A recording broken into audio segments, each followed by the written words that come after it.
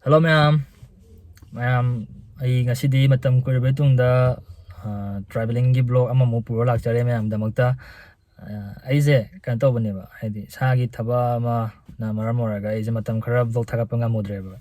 ado ngasidi yamna fajaba mafam ama ma'am se uda pangda ba chaning ba phawda ba mafam ama ne na pujare ise di maming na Gavis Cafe ko bigo Gavis Cafe abani sum khagi Manipur to Myanmar Indo Myanmar lambi da khoi more ta ba lambi sida dum lai ba khoi lambi ma pan da lai ba cafe mane ba dum Technopol hai ba lam sida lai ba cafe mane famdu da sum cha ba khak kin tra su ma gi view da yamna ti phaja ba hai tare khoi gi dum lechil se adum aya matam da lechil se thara ga lai ba mafam ne ba hadi winter gi dum chahi su purang winter oi ra hai tare fal da kai da top plain valley area da summer oi ta ga su hujiki hai ba mafam ji dum chahi chu purang winter oi lai ba mafam ne ba ado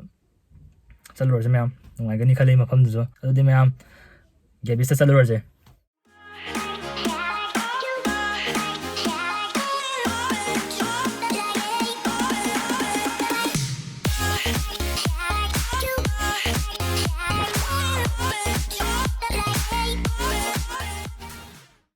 ai ji lo sin balware chala ge na thola bane ado khoi imannabi sing khar lo do lei khoi plum cha tu ji mi manga ne ba ko sidagi Technopol se imphal dagi japada nearly 2 hours tangi ba ko 1 hour and 45 minutes sang mane dum 2 hours and parage adi myam chalo khoi tau Sam Kumar na ngasi mi ahum pore subscribe tara pore da comment te khang gi re ko ji kaking lam khai da lai ko ji ta pura panwa lang khai dagi ka poche ka kasing bora kai ka poche khan dagi sidagi sidami kya wale pung kya jagi ne sidagi la Technopol jo bude ne 45 pung nearly 1 hour gi me haida yam ne dilap tre sidagi 45 minutes utang are Technopol jo da boda do chala je Technopol lambi da mu chara ke ma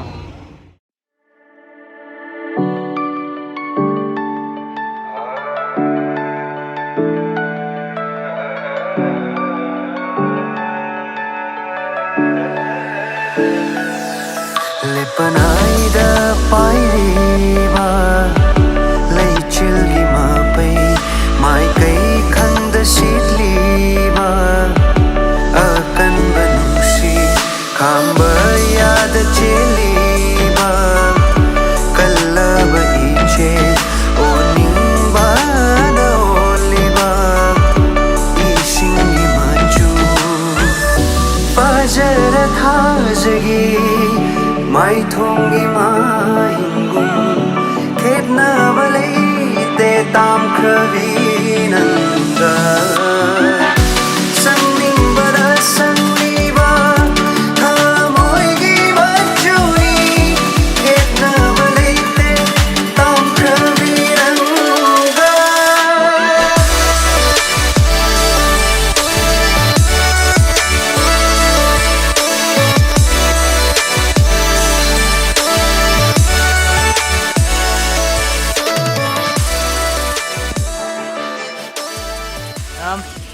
Technopol sile lechin jero okay Mr. Block Mr. Block se lechin jero lambi se kaim uda bane lechin yam thi tha bane Gavis team sigi mafam se khoi gi Manipur gi lechin khwai dei tha ba mafam ne khangnai ne ngai dai ko siyo makha je sing makha je kaim ude lechin na ngan khan jing re sale re Gavis Cafe se zang doi ne mafam je yong am thina khoi ki lechin ga thara ga am thina phaje lambi dem to udre lechin na ching lambi ne ko si ram more cha ki doi ne si lambi se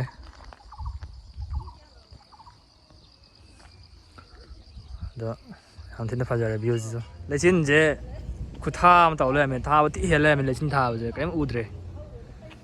sine mai cafe je simanung da chang lai doi ra manung da cha oh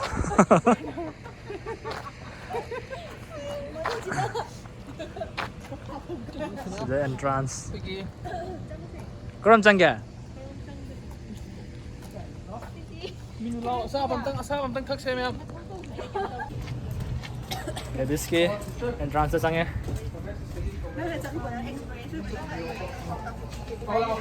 ꯃꯐꯝꯁꯦ 참 파제 ꯃꯐꯝꯁꯦ ꯑꯩꯈꯣꯏꯒꯤ ꯖꯒꯥ ꯑꯝꯇ ꯈꯜꯂꯣ ꯑꯩꯈꯣꯏ 미스 ꯃꯌꯥꯝ. ꯃꯐꯝꯁꯦ ꯌꯥꯝ ꯐꯖꯔꯦ ꯂꯩꯁꯦ ꯄꯣꯁꯇꯤ ꯇꯥꯔꯦ ꯚ꯭ꯌꯨꯁꯦ ꯌꯥꯝ ꯊꯤ ꯐꯖꯩ ꯁꯤ ꯚ꯭ꯌꯨꯁꯦ ꯅꯝꯃꯛꯀꯦ ꯚ꯭ꯌꯨꯁꯦ ꯌꯥꯝ ꯐꯖꯔꯦ ꯅꯨꯡꯁꯥ ꯁꯥꯔꯝ ꯀꯌꯥꯝ ꯐꯖꯩ ꯑꯥꯗ ꯂꯝꯕꯤꯁꯦ ꯎꯗꯤ ꯎꯏꯕ ꯌꯥꯝ ꯁꯦꯡꯅ ꯎꯗ꯭ꯔꯦ ꯃꯌꯦꯛꯁꯦ ꯇꯣ ꯂꯩꯆꯤꯟ ꯊꯥꯕꯁꯤꯅ ꯂꯩꯆꯤꯟ ꯌꯥꯝ ꯊꯥꯏ ꯃꯣꯏꯒꯤ ꯀꯦꯐꯦ ꯍꯣꯇꯦꯜꯁꯦ ꯃꯅꯨꯡꯗꯁꯨ ꯂꯩꯀꯣ ꯚ꯭ꯌꯨꯗꯁꯨ ꯃꯅꯨꯡꯗ ꯌꯦꯡꯉꯁꯨ ꯐꯖꯅꯤ ꯁꯤꯅ 오픈 ꯑꯣꯏ ꯔꯦꯁꯇꯨꯔꯦꯟꯁꯦ ꯁꯤꯅ 오픈ꯒꯤ 케빈 ꯍꯥꯏꯇꯥꯔꯦ 오픈 ꯑꯣꯏꯕ 케빈 ꯑꯗꯨꯒ ꯃꯅꯨꯡꯗ ꯀ꯭ꯂꯣꯁ ꯇꯧꯔꯒ ꯆꯠꯂꯦ ꯁꯣꯝ ꯅꯥꯀꯟꯗ ꯑꯣꯛꯇꯣꯄꯁ ꯂꯩꯔꯕ ꯀꯩꯅꯣ ꯍꯣꯔꯦꯟ ꯂꯟꯆꯀꯤ ꯇꯥꯏꯞꯇ ꯑꯩꯈꯣꯏꯒꯤ ꯂꯩꯅꯤꯅ ꯑꯥꯏꯇꯦꯝ ꯃꯦꯅꯨ ꯀꯟꯅ ꯈꯟꯅꯔꯤ ꯒ꯭ꯔꯦꯟ ꯁꯦꯂꯦꯗ ꯂꯩꯅꯤꯕꯀꯣ ꯀꯟꯅꯔꯣ ꯃꯦꯅꯨ ꯀꯟꯅꯔꯣ ꯑꯗꯣ ꯁꯨꯃꯥꯏꯅ ꯇꯧꯔꯦ ꯑꯩ ꯀꯩꯅꯣ ꯆꯤꯀꯟ ꯍꯣꯠ ꯑꯦꯟ ꯁꯣꯔ ꯁꯨꯞ ꯑꯃ ꯍꯥꯏꯈ꯭ꯔꯦꯀꯣ ꯃꯐꯝꯁꯦ ꯌꯥꯝ ꯊꯤꯅ ꯐꯖꯔꯦꯀꯣ ꯂꯩꯆꯤꯟꯁꯦ ꯈꯤꯇꯪ ꯊꯥꯕ ꯈꯤꯇꯪ ꯍꯟꯊꯔꯒ ꯑꯩꯈꯣꯏ ꯅꯨꯡꯁꯥꯒ ꯁꯥꯔꯗꯤ ꯌꯥꯝ ꯊꯤꯅ ꯑꯃꯨꯛ ꯍꯦꯟꯅ ꯐꯖꯗꯧ ꯃꯥꯜꯂꯦ ꯑꯗꯣ ꯉꯁꯤꯁꯦ ꯂꯩꯆꯤꯟ ꯊꯥꯕꯁꯦ ꯌꯥꯝ ꯍꯦꯟꯃꯟꯈ꯭ರೆ ꯌꯥꯝꯅ ꯐꯣꯒꯤ ꯑꯣꯏꯔꯦ ꯃꯐꯝꯁꯦ ꯁꯤꯗꯒ ꯐꯝꯃꯒ ꯐꯣꯇꯣꯒ ꯀꯥꯞꯄꯗꯤ ꯐꯖꯗꯧ ꯃꯥꯜꯂꯦ ꯁꯝꯒꯣꯡꯗ ꯍꯧꯔꯛꯀꯦ ꯁꯝꯒꯣꯡ ꯉꯁꯤ ꯀꯃꯥꯏꯅ ꯇꯧꯒꯦ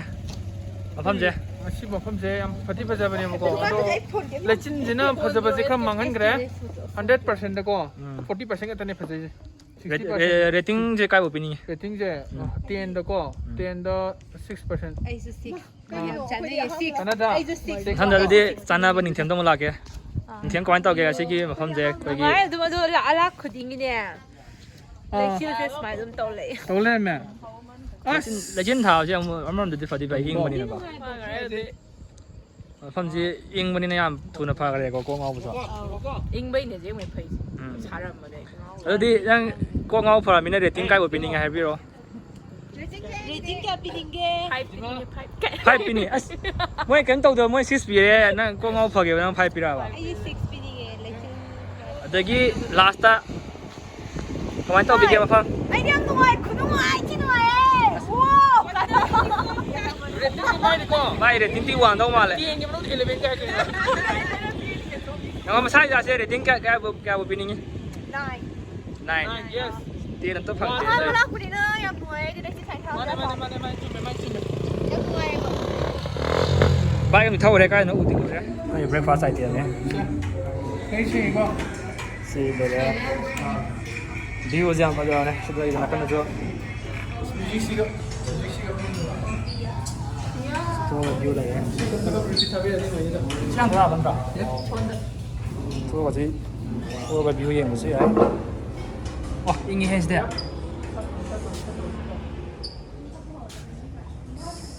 ꯋꯥ ꯐꯖꯔꯦ ꯕꯤꯌꯥꯔꯒꯤ ꯄꯥꯝꯖꯕꯤ ꯂꯩꯔꯦ ꯑꯣ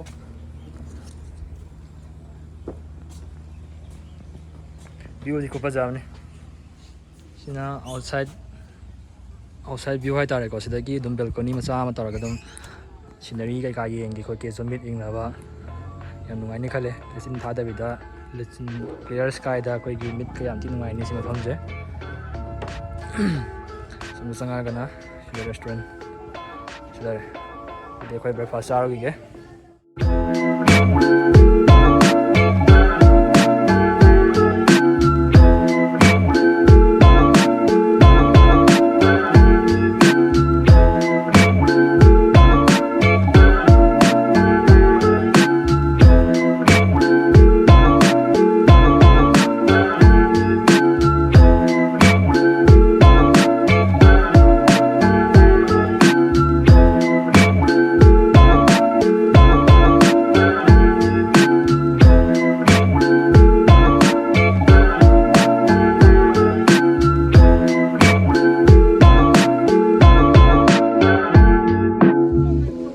와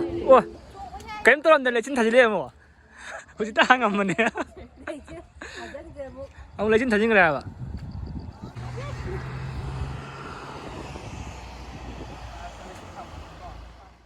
ꯍꯜꯂꯣ ꯃꯌꯥꯝ ꯑꯩꯈꯣꯏ ꯒꯦꯃꯤꯁꯀꯤ ꯃꯅꯨꯡꯗ ꯆꯥꯛ ꯆꯥꯗꯣꯔꯦ ꯍꯥꯏ ꯍꯥꯏ ꯉꯁꯤ ꯒꯦꯕꯤꯁꯦ ꯌꯥꯝꯅ ꯅꯨꯡꯉꯥꯏ ꯃꯐꯝꯁꯦ ꯌꯥꯝ ꯐꯖꯃꯟꯈ꯭ꯔꯦ ꯀꯔꯤꯝ ꯎꯗ꯭ꯔꯦ ꯐꯖꯃꯟꯈ꯭ꯔꯦ ꯐꯖꯃꯟꯗꯅ ꯑꯝꯇ ꯎꯗ꯭ꯔꯦ ꯑꯩꯈꯣꯏ ꯍꯧꯖꯤꯛ ꯆꯥꯒꯦ ꯇꯧꯔꯤꯁꯦ ꯑꯩꯈꯣꯏꯒꯤ ꯆꯥꯅꯕ ꯆꯧ ꯊꯔꯦ ꯇꯤꯟꯁꯦ ꯌꯣꯠꯄ ꯍꯧꯔꯦꯀꯣ ꯀꯨꯠ ꯆꯠꯂꯣ ꯀꯨꯠ ꯑꯩꯅ ꯀꯩ ꯋꯥꯈꯜꯂꯣꯟꯗ ꯌꯨꯇ꯭ꯌꯨꯕ ꯍꯥꯡꯉꯤꯕꯅꯣ? ꯑꯩꯅ ꯌꯨꯇ꯭ꯌꯨꯕ ꯍꯥꯡꯈꯤꯕꯒꯤ ꯃꯔꯝꯁꯦ ꯑꯩꯁꯦ ꯇ꯭ꯔꯥꯚꯦꯂꯤꯡꯁꯦ ꯌꯥꯝ ꯄꯥꯝꯃꯦꯕ ꯑꯠꯆꯥ ꯇ꯭ꯔꯥꯚꯦꯂꯤꯡꯁꯤꯡꯁꯦ ꯁꯨꯝ ꯐꯣꯟꯗ ꯃꯦꯃꯣꯔꯤꯁ ꯁ꯭ꯇꯣꯔꯦꯖ ꯆꯟꯗꯦꯗꯅ ꯃꯦꯃꯣꯔꯤꯁ ꯑꯣꯏꯍꯧꯅꯕ ꯑꯗꯒꯤ ꯑꯅꯧ ꯑꯅꯧꯕ ꯃꯐꯝꯁꯤꯡꯁꯦ ꯃꯌꯥꯝꯗꯁꯨ ꯑꯦꯛꯁꯄꯣꯖ ꯇꯧꯅꯕꯅ ꯁꯨꯝ ꯑꯩ ꯍꯧꯗꯣꯛꯈꯤꯕꯅꯦ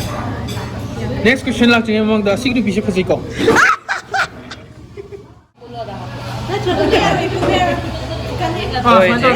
ꯆꯥꯅꯕ ꯄꯨꯔꯦ ꯏꯕꯥꯅꯤ ꯄꯨꯟꯕ ꯌꯥꯒꯗ꯭ꯔꯥ ꯑꯗꯨꯒ ꯁꯤ ꯐ꯭ꯔꯥꯏ ꯔꯥꯏꯁ ꯂꯩꯔꯦ ꯑꯗꯒꯤ ꯆꯤꯀꯟ ꯄꯅꯤꯔ ꯆꯤꯂꯤ ꯄꯅꯤꯔ ꯆꯤꯂꯤ ꯄꯅꯤꯔ ꯑꯗꯒꯤ ꯑꯩꯒꯤ ꯐꯦꯚꯣꯔꯥꯏꯠ ꯆꯤꯀꯟ ꯊꯨꯛꯄꯥ ꯂꯩꯔꯦ ꯌꯥꯔꯕꯣ?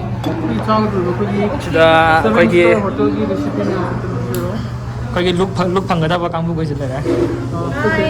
ꯑꯩꯈꯣꯏꯒꯤ ꯂꯨꯛ ꯐꯪꯒꯗꯕ ꯀꯥꯡꯕꯨꯈꯩ ꯁꯤ ꯌꯥꯝ ꯅꯨꯡꯁꯤꯗ꯭ꯔꯣ ꯑꯣꯀꯦꯁꯦ ꯊꯥꯞꯂꯕ ꯃꯤꯔꯝꯗꯝ ꯑꯩꯈꯣꯏꯒꯤ ꯊꯪꯒꯥꯜ ꯕꯖꯥꯔꯗꯒꯤ ꯂꯥꯛꯏꯅꯦ ꯕꯔꯃꯥꯒꯤ ꯕꯣꯔꯗꯔ ꯃꯅꯥꯛꯇ ꯀꯩꯊꯦꯜꯗꯩꯅꯦ ꯄꯨꯔꯛꯏꯁꯦ. ꯑꯗꯒꯤ ꯇꯨꯄꯥꯒ ꯑꯣꯀꯦꯒ ꯄ꯭ꯂꯁ ꯇꯧꯁꯤꯜꯂꯒ ꯏꯀ꯭ꯋꯦꯜ ꯇꯨ ꯀꯩ ꯇꯥꯒꯦ ꯌꯦꯡꯁꯦ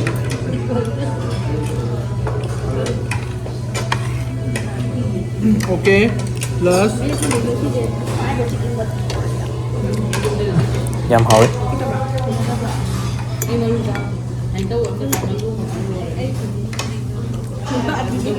ꯆꯥꯕ ꯂꯣꯏꯔꯦ ꯃꯌꯥꯝ ꯆꯥꯕ ꯂꯣꯏꯈ꯭ꯔꯦ ꯍꯧꯖꯤꯛ ꯆꯥꯕ ꯇꯨꯝꯅꯕ ꯍꯧꯖꯤꯛ ꯆꯥꯕ ꯋꯥꯀꯤꯡ ꯇꯨꯝꯅꯕ ꯀꯩ ꯋꯥꯛꯀꯤꯡ ꯑꯣꯏ ꯀꯣꯏꯊꯣꯔꯛꯏ ꯑꯁꯦꯡꯕ ꯆꯠꯂꯨꯁꯤ ꯕꯥꯕꯥ ꯂꯩꯆꯤꯟꯁꯦ ꯑꯩꯈꯣꯏ ꯆꯠꯇꯣꯏ ꯃꯐꯝꯁꯦ ꯎꯗꯦꯀꯣ ꯑꯗꯣ ꯆꯪꯁꯤꯜꯂꯒ ꯀꯩ ꯂꯩꯔꯝꯒꯦ ꯌꯦꯡꯁꯦ ꯃꯌꯥꯝ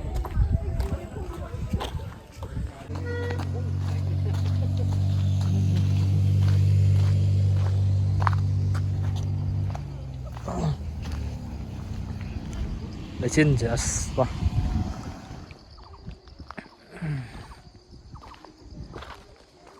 ꯁꯤ ꯂꯝꯕꯤꯁꯦ ꯃꯣꯔꯦ ꯆꯠꯈꯤꯗꯣꯏꯅꯦ ꯁꯤ ꯂꯥꯏꯟꯁꯤꯗꯒꯤ ꯁꯤꯗ ꯆꯠꯈ꯭ꯔꯒ ꯑꯗꯨꯝ ꯃꯣꯔꯦ ꯇꯥꯏꯗꯣꯏꯅꯦ ꯁꯤ ꯐꯅꯌꯥꯝ ꯁꯥꯡꯅ ꯂꯩꯀꯣ ꯃꯐꯝꯁꯦ ꯑꯗꯨꯝ ꯂꯩꯆꯤꯜ ꯊꯥꯕꯁꯤꯗ ꯎꯗꯕ ꯋꯥꯅꯤ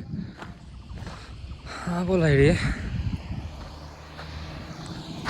ꯁꯥꯡꯀꯨꯃꯥ ꯎꯈꯤꯗ꯭ꯔꯦ ꯑꯃꯨꯛ ꯁꯤꯗꯁꯨ ꯐꯝꯐꯝ ꯑꯃꯁꯨ ꯂꯩ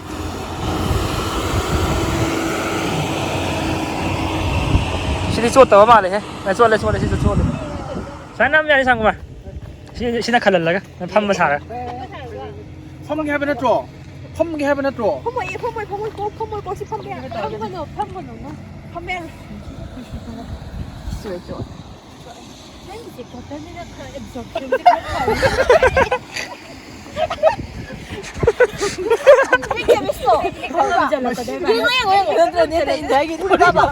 게비스 오기들. 게비스 오기들 어제 사열 아빠다디.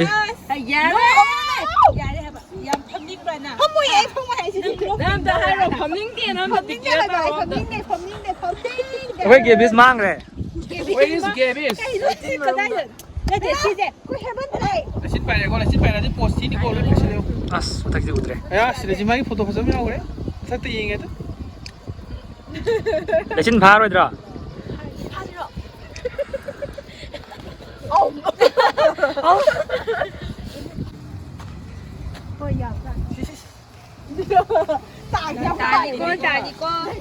따 이 비디오 남았다.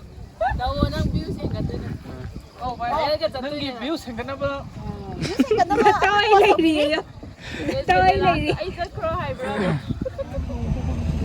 포토 남발 로래.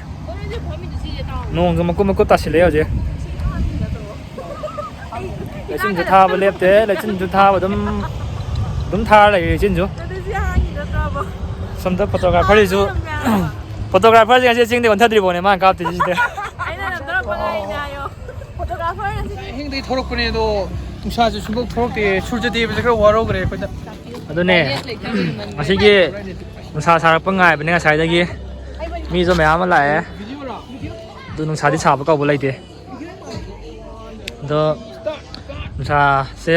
ꯉꯥꯏꯔꯒꯦ ꯑꯩꯈꯣꯏꯁꯨ ꯆꯥꯕ ꯂꯣꯏꯔꯕꯅꯤꯅ ꯍꯟꯅꯕ ꯇꯧꯔꯒꯦ ꯑꯗꯣ ꯃꯌꯥꯝ ꯀꯃꯥꯏꯅ ꯇꯧꯕꯤꯒꯦ ꯁꯤꯒꯤ ꯒꯦꯕꯤꯁꯀꯤ ꯃꯐꯝꯁꯦ ꯃꯌꯥꯝꯁꯨ ꯌꯦꯡꯕ ꯂꯥꯛꯄꯤꯌꯨ ꯃꯐꯝꯁꯦ ꯌꯥꯝꯅ ꯐꯖꯩ ꯂꯩꯆꯤꯟꯁꯨ ꯌꯥꯝ ꯊꯥꯏ ꯃꯌꯥꯝ ꯂꯩꯆꯤꯟ ꯄꯥꯝꯕꯤꯔꯒꯗꯤ ꯁꯤꯒꯨꯝꯕ ꯇꯥꯏꯃꯤꯡꯗ ꯂꯥꯛꯄꯅ ꯈ꯭ꯋꯥꯏ ꯐꯖꯒꯅꯤ ꯑꯗꯣ ꯅꯨꯡꯁꯥ ꯁꯥꯔꯒꯗꯤ ꯑꯃꯨꯛꯀ ꯍꯦꯟꯅ ꯐꯖꯗꯧꯅꯤ ꯚ꯭ꯌꯨꯁꯤꯁꯨ ꯑꯗꯣ ꯑꯩꯈꯣꯏꯒꯤ ꯂꯩꯆꯤꯟ ꯂꯚꯔꯁꯁꯤꯡꯒꯤꯗꯤ ꯌꯥꯝꯅ ꯆꯥꯟꯅꯔꯅꯤ ꯁꯤ ꯃꯐꯝꯁꯦ ꯑꯗꯣ ꯉꯁꯤꯒꯤꯗꯤ ꯂꯣꯏꯁꯤꯜꯂꯒꯦ ꯃꯇꯥꯡ ꯑꯁ꯭ꯋꯥꯏꯗ ꯕ꯭ꯂꯣꯒꯁꯦ ꯑꯩꯈꯣꯏꯁꯨ ꯍꯟꯅꯕ ꯇꯧꯔꯒꯦ ꯃꯌꯥꯝꯁꯨ ꯂꯥꯛꯄꯤꯌꯨ ꯃꯐꯝꯁꯦ ꯌꯥꯝꯅ ꯐꯖꯩ ꯁꯤ ꯃꯐꯝꯁꯦ ꯇꯦꯡꯅꯧꯄꯜ ꯃꯅꯤꯄꯨꯔꯒꯤ ꯇꯦꯡꯅꯧꯄꯜ ꯗꯤꯁꯇ꯭ꯔꯤꯛꯇ ꯂꯩꯕꯅꯤ ꯃꯃꯤꯡꯅ ꯒꯦꯕꯤꯁ ꯀꯦꯐꯦ ꯃꯌꯥꯝ ꯁꯣꯏꯗꯅ ꯂꯥꯛꯄꯤꯌꯨ ꯁꯦ ꯃꯌꯥꯝ ꯄꯨꯟꯅ ꯑꯝꯇ ꯕꯥꯏ ꯕꯥꯏ ꯇꯧꯃꯤꯟꯅꯁꯦ ꯉꯁꯤꯗꯤ ꯂꯣꯏꯁꯤꯟꯖꯔꯒꯦ पाइरेबा लैचिलगी मापै माइकै खंद शीतलीबा अकन बनुशी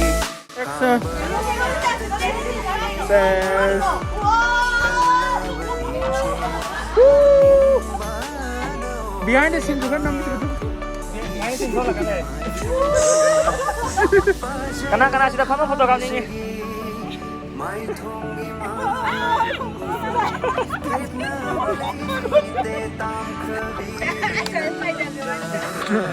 yang panduan nung sinu lo pai tai gini